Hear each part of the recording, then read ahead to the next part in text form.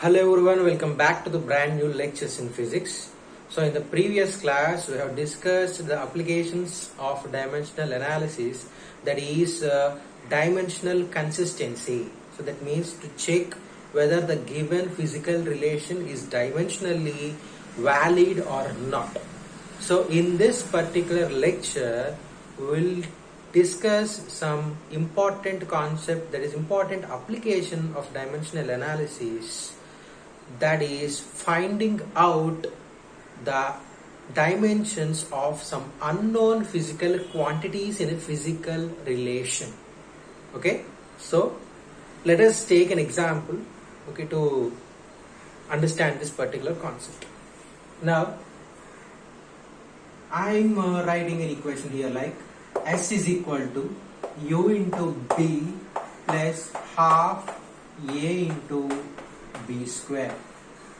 U into B plus half A into B square, where A and B are the physical quantities which we need to find out the dimensions.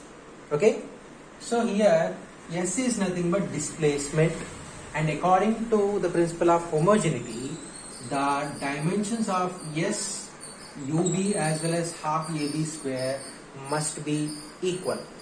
Okay, so now the dimensional analysis of S is equal to the dimensional formula of U into B, that is equal to the dimensional formula of half AB square. But here, as half is a constant which is not having any dimensions, so we will not consider this 1 by 2 in our dimensional analysis. So here S is nothing but displacement. So displacement is nothing but distance only. So the dimensional formula will be L here. Okay, and now the dimensional formula of U into B is also L. U into B is also L here. But what is the U here? It is initial velocity, and we know the dimensional formula of initial velocity, that is L into T inverse. So from here we can easily find the dimensional formula for physical quantity B to be L by the dimensional formula U, so which is equal to L by L into T inverse. So here L will get cancelled, and T inverse, if it comes to the numerator, it will become T here. Okay, so this is the value of the dimension for B, physical quantity. And now using this we need to find out the dimensional formula for A also. So here let us consider the dimensional formula of A into B square must be equal to the dimensional formula of S, which is equal to L here. So we need to find out the dimensional formula for A, right? So the dimensional formula for A is equal to the dimensional formula for L by the dimensional formula of B square. So what is the dimensional formula for B here? It is T, right? So that's why it is L by T square, which is equal to L into T power minus 2. L into T power minus 2. So that means the dimensional formula for A is going to be L into T power minus 2, and the dimensional formula for B is going to be T. So usually L into T power minus 2, it is the dimensional formula for acceleration. Here it is the dimensional formula for acceleration. And the dimensional formula for B is nothing but it is the dimensional formula for time. It is the dimensional formula for time. So that is this equation resembles our general equation, that is ut plus half at square. S is equal to ut plus half at square.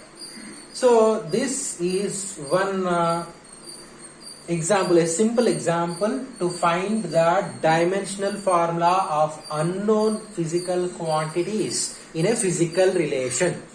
Okay, so I will take one more example which is somewhat peculiar to you.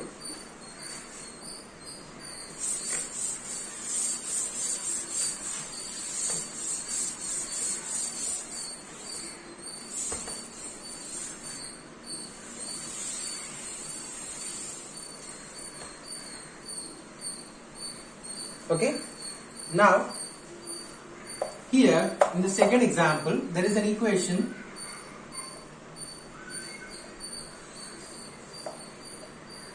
P minus A by V square into V minus B is equal to RT. So this is a gas related equation related to chemistry, that is PV is equal to nRT. So here P is nothing but pressure, V is nothing but volume. V is nothing but volume. So here T is temperature and R is a constant, but there is no need to consider RHS here. Okay, we will get the desired result using LHS only. Okay, so according to principle of homogeneity, so the dimensional formula of P and A by V square must be the same, and the dimensional formula for B and B must be the same. Okay, first of all, let us find out the dimensional formula for pressure now. Generally, pressure is nothing but force by area. Force by area. So, what was the dimensional formula for force here? It is M L T power minus 2, and for area it is L square. For area it is L square. So, finally, you will get M L power minus 1 T power minus 2 is the dimensional formula for pressure, and from this we can easily get the value of A is equal to 1, the value of B is equal to minus 1, and the value of C is equal to minus 2. Okay, so there is no need of ABC here actually. So according to the relation, the dimensional formula for V is nothing but volume, right? So it is simply L cube. It is L cube. So as the dimensional formula of V is equal to the dimensional formula of B, okay, you already got the desired result. That is the dimensional formula of B is equal to L cube. L cube. So that means we have already calculated the value of B here. That is the dimensional formula of B here. Now what was the dimensional formula for A? Here the dimensional formula for P is equal to the dimensional formula for A by the dimensional formula for V square.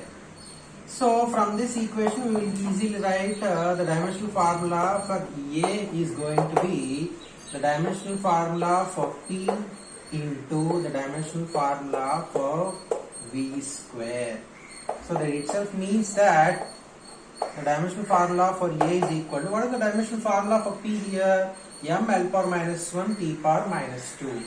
M L power minus 1 T power minus 2. And what is the dimensional formula for V? Actually it is L cube, right? So here it is L cube whole square, that is V square here. That means L cube whole square, then it will become L power 6. The dimensional formula for V square will become L power 6. So finally the result will become the dimensional formula for A is equal to M into here L power minus 1 L power 6, that is L power 6 minus 1, that is L power 5, and T power minus 2. So this is our final dimensional formula for A, and for B it is simply L cube. So these two examples are related to the calculation of dimensional formula, okay, in a physical relation. Okay, so here I just want to stress a point here, that is, in any physical relation using dimensional analysis, we cannot find the dimensional formula of unknown quantities if the unknown quantity number exceeds the value 3. That means if 3 or more unknown quantities are present in a physical relation, we cannot find the dimensional formula for that particular physical quantities. So this was a very important point to be noted here. Okay, so this is all about this lecture, and in the next lecture, okay, we will discuss about the final application of dimensional analysis, that is forming a new relations between the physical quantities using dimensional analysis. Okay, hope you all understood this concept. Thank you so much.